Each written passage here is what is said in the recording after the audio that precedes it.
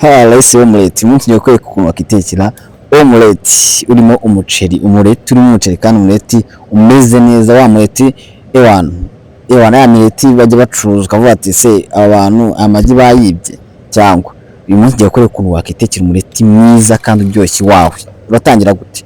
Uratangira ufata igitunguru cyawe ugikatemo udukibe, urakatamo udukibe gute rero?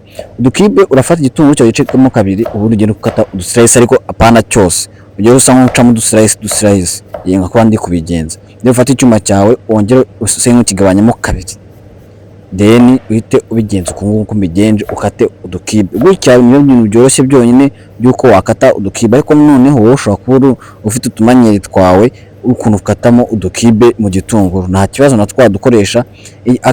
Icyambere ni uko wowe ukoreshamo udutunguru cyangwa se imboga z'udukibe dutoya, apana large cube, no udukibe dutoya cyane rwose. Ariko ubigenje gutyo ukaza ukata nk'abashefu gutya byaba ari byiza cyane ko byaba bikohereza akazi. Ikindi cya kabiri uratufata poivro, green poivro, iyi poivro ya green pepper, ubundi iyi nayo ikatemo kabiri. Njye nakoresheje agatunguru kamwe, igice cya poivro nk'uko bibonye, yakusha no gukoresha igice cy'igitunguru udakunda imboga nyinshi, cyangwa se uri umuntu ugiye kwitekera amagi makeya, ubundi ukahita ukata na green pepper yawe, ukahita ukatamo udukibe igice cyayo. Ntabwo ari ibintu bihenze rwose. Uyu mureti ushobora gutwara amafaranga make cyane, kandi uyu mureti wawuriye mu gitondo, iyi bita heavy breakfast. Ubundi n'ibintu bita heavy breakfast wayiriye mu gitondo, lunch rwose igera wumva udashaka no kujyayo. Iyi ngiyi wawuriye mu gitondo, tuvuge n'urugero wifitiye nk'ahantu cyangwa se ugiye nk'ahantu, ugahita uvuga ati reka mbaye neguye akantu k'aka heavy breakfast, ndabizi ko nari buze kugira umwanya wo kongera kurya. Uyu mureti rwose ndawugushishikarije, wava mu rugo iwawe ubutetse. Mbere ikintu cya mbere duheraho n'ibisanzwe aba ari mise en place. Mise en place ni ugutegura ibyo uri bukoreshe gake gakeya, ku buryo nujya mu gikorwa rwose hatagira ikintu kigutinza mu nzira. Ugahita ufata n'urunyanya rwawe narwo tugiye gufatamo amakibe, ukazaza urukata kuriya ndi kurukata kugira ngo tubone uko dukata amakibe neza, biriya bintu by'imbere bitajemo, uko mu mureti rwose yaje muri bintu by'ibisosi by'inyanya bituma umureti wacu utagenda nk'uko tubishaka. Then ukakata dukibe kuriya, ariko hagati aho ngaho nongeye kuha ikaze abantu rwose muri aha ngaha, muri abantu b'ingenzi kandi banagaciro, bahaye ikaze cyane hano ku Gikoni Iwacu TV. Njye ni Chef Alex nk'ibisanzwe. Iyi video niba wayikunze ntugende udahaye like, comment yawe mba nyikeneye cyane rwose muri comment section, ujye unsura twiganirire cyane kandi unambwira igitekerezo cyawe. Ikindi turashyiramo garlic, tungurusumu yaba ari ingenzi mu biryo byawe. Tungurusumu hari ukuntu izana utumanyento ko guhumura, ukumva ikiryo kirahumura kabisa, n'umututsi aragiye kumva biramumura, kandi ikindi cya kabiri inaryoshya ibiryo. Ujye uyikunda rero ko wayishyiramo. Then tungurusumu yacu nayo turayicopinga kuriya, ariko kucopinga kuriya impamvu binyoroheye nuko nabanje kwikubita icyuma nk'uko mwabibonye. Then ncopinga n'udukoriyande, ariko hano ufite uduperisile si de mise en place. Mise en place yacu ni imboga nk'ibisanzwe plus garlic na zireya n'iriya koriyande yacu turi budekoreshe umureti wacu, cyangwa se nayo iri butanga ibara ryiza mu mureti wacu. Ahubwo iyo netse bagomba gutekereza about decoration y'ibiryo byacu, ese iraza ku imeze ute. Ibyo bikintu nujya uteka ujye ugitekerezaho. Then ku ipano yanjye nasi nshyira amavuta nihuse cyane, maze ushyira amavuta mbanza agatunguru gake gake. Agatunguru ni kubanzaho kugira ngo ibiryo byawe bize kuba bimeze neza. Nyine agatunguru kubanza gafata irange mu kuntu mo gakeya nk'ibisanzwe, natwe tugashiririza twebwe. Urabona ko igitunguru cyacu gitangiye gufata irange, cyafashe n'umuriro. Then njye natsimbizaga cyangwa abashefu, ako utabishoboye wajya wiyegereza akantu ucisha mu gitanda cyangwa ya garlic na za poivro, kugira ngo nabyo bibanze bihure n'umuriro. Ya garlic bibanze bihure n'amavuta ishye, wa muhumuro nashakaga uze. Urabona ko hano byari bimaze kuba. Then ikintu ngiye gukurikiza ubu ngubu ni ugushyiramo urunyanya.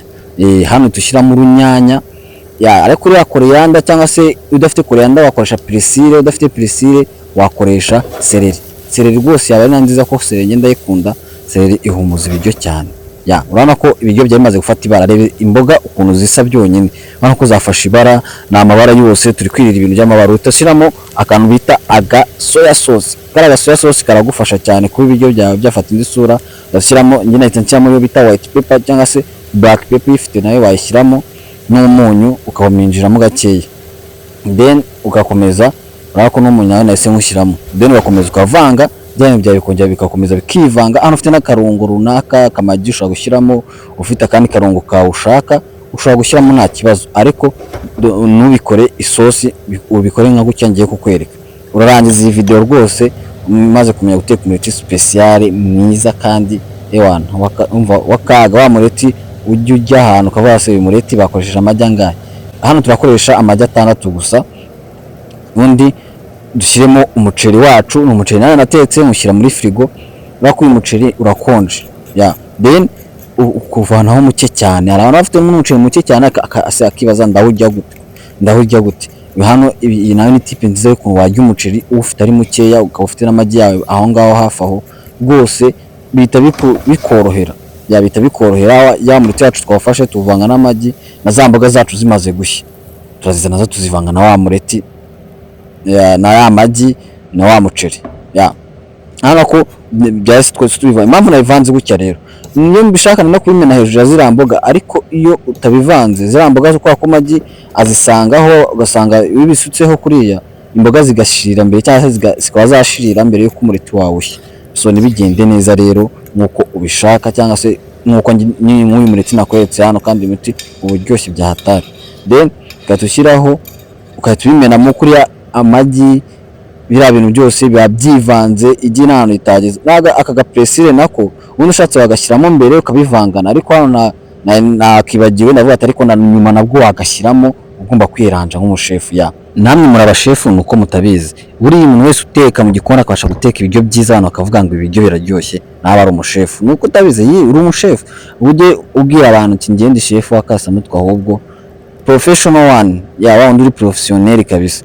Hano urabona ko nahise mbimwavangiraho nako gafata inuza, gafata amagi neza, kandi rwose ibiryo koriyanda cyangwa se perisile yawe ituma ibiryo byawe bisa neza. Nako nabibariraga hariya, urabona ko umureti wacu hasi, ikintu tuba dutegereje kugira ngo hasi ufate, wa mureti uri hasi ufate, then tukore utuntu twacu. Then nahise mfata isahani ndubika neza. Nyamuneka uzubike neza, ntuzawumene mu mashyiga, uzafata isahani kwirwaho cyangwa se ufite ipanu nini yisanzuye ushobora kuwunaga.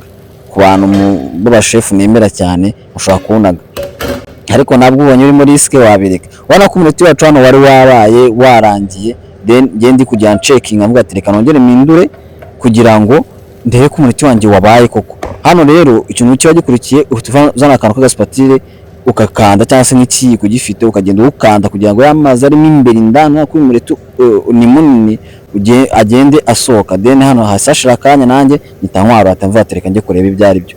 Uyu mureti ubujyoshye si omelette, uyu mureti urimo umuceri. None iki nawukundiye ewana, umunsi wose wirirwa wumva umeze neza, nta bintu byo kujya ushaka ewana, wumva umeze neza kabisa. Ku bantu baba mufite akazi mukavuga ati rero sindi bubone ukundi buze kurya, waza usiga ukuza akantu nk'aka ngaka. Iyi ni tipu nziza cyane, si omelette.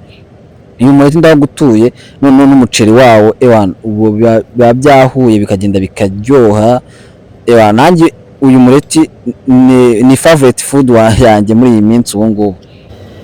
Genda ugerageze, nanjye nasinda kugerageza, genda ugerageze. Kandi urakoze cyane kuba twabanye, ntibibagirwe gukora subscribe kandi na like yawe mba nyikeneye ya comment yawe, uzumbwira ukuntu ibiryo wabibonye, kandi uzunambwire ese n'icyo ushaka nzakwereka.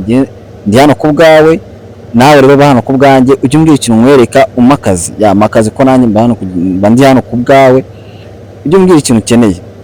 Wakoze cyane rero kubana nanjye, ibuka gukora subscribe. Duhuriye muri video y'ubutaha nkwereka uburyo ki wakitekera inkoko ziri kumwe n'amakaroni ziryoshye cyane, inkoko ziri kumwe na penne pasta. Ya abantu abanyarwanda tumenye kuzita makaroni gusa, ntabwo ari makaroni, ni penne pasta, aho tuzarebera hamwe ukuntu bateka inkoko neza na penne pasta. Thank you so much.